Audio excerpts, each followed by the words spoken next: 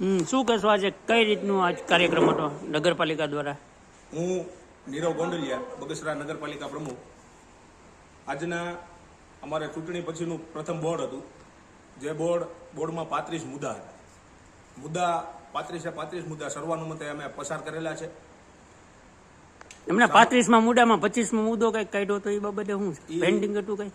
એ આગળ કલેક્ટર કચેરીમાંથી મંજૂરી લેવા માટે એ મુદ્દો મૂક્યો હતો. એટલા માટે આપણે એ પેન્ડિંગ રાખેલો છે, જે અમે આવતા બોર્ડમાં લેવાના છે. એ સિવાયના પેન્ડિંગ ક્યાં રહે?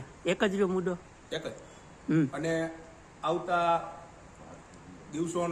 દિવસોમાં અમે ઘણા બધા વિકાસના કામો કરવાના છીએ. અને સરકારશ્રી દ્વારા આપેલી ડોર ટુ ડોર કલેક્શન ગાડી, જે અમારી જૂની ગાડીઓ રદ થઈ ગઈ હતી, આજે 7 ગાડી ડોર ટુ ડોર નવી અમે લોકાર્પણ કરેલું છે. એમાં 2 ગાડી ભૂગર્ભના બકેટ, એનું પણ લોકાર્પણ કરેલું છે, જે બગસરાનો વિકાસનો એક ભાગ છે. આવતા દિવસોમાં અમારી ટીમ કાયમી માટે તત્પર છે, કટિબદ્ધ છે. આખી યુવા ટીમ બગસરાને કઈ રીતે વિકાસના પંથે લઈ જવાય એના માટે તમામે પૂરેપૂરા આયોજન કરેલા. કોણ કોણ અધ્યક્ષ સ્થાને કોણ હતું અત્યારે આજ મિટિંગમાં? અધ્યક્ષ સ્થાને અમારા ધારાસભ્ય શ્રી જયભાઈ કાકડિયા, જિલ્લા પંચાયતના ઉપપ્રમુખ મહાવીર બાપુ અને ચીફ ઓફિસર શ્રી મિત્તલબેન ભાલાળા, ભરતભાઈ ખીમસુરિયા, જીતુભાઈ.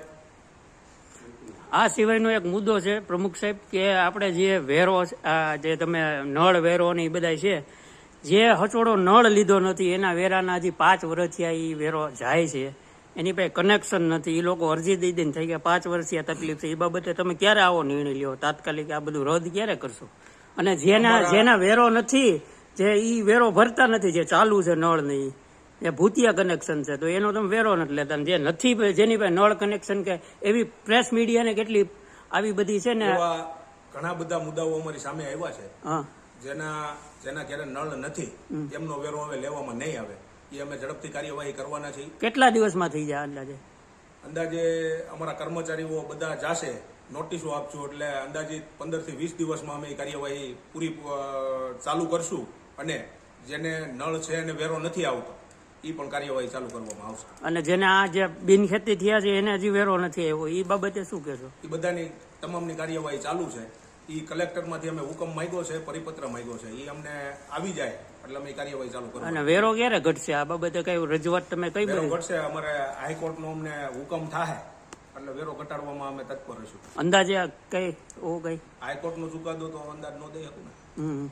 એમને તો આ બાબતે કઈ કોઈ નિર્ણય તમે લીધો છે કે નહીં બોર્ડ ઉપર? કઈ નિર્ણય અમે અમારી બોડી સાથે બેસીને લેવાના છીએ.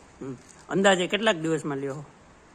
અંદાજે મહિના દિવસની અંદર અમે એ નિર્ણય કરીને પરિપૂર્ણ કરશું. ભારત માતા.